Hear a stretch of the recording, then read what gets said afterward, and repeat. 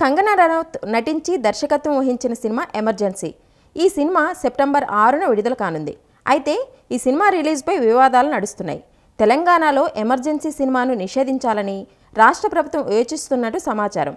ఇప్పటికే మాజీ ఐపీఎస్ అధికారి తేజ్దీప్ కౌర్ మీనన్ నేతృత్వంలో తెలంగాణ సిక్కు సొసైటీ ప్రతినిధులు సచివాలయంలో ప్రభుత్వ సలహాదారు మహమ్మద్ అలీ షబ్బీర్ని కలిసి ఎమర్జెన్సీ స్క్రీనింగ్పై నిషేధం విధించాలని కోరారు.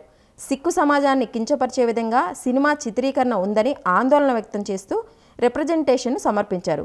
ఈ చిత్రంలో సిక్కులను తీవ్రవాదులుగా, దేశ వ్యతిరేకులుగా చిత్రీకరిస్తున్నారని, సమాజ ప్రతిష్టను దెబ్బతీసేలా చిత్రీకరణ ఉందని వారు ఆరోపించారు.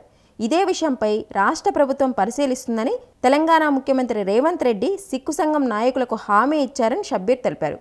దీనిపై రేవంత్ రెడ్డిని కలిసిన షబ్బీర్ అలీ సినిమా విడుదలపై న్యాయ సలహా తీసుకున్న తర్వాతే నిర్ణయం తీసుకుంటామని ముఖ్యమంత్రి చెప్పినట్టు తెలిసింది. దివంగత మాజీ ప్రధాని ఇందిరాగాంధీ దేశంలో విధించిన ఎమర్జెన్సీ ఇతివృత్తం నేపథ్యంలో ఈ చిత్రాన్ని తెరకెక్కించారు.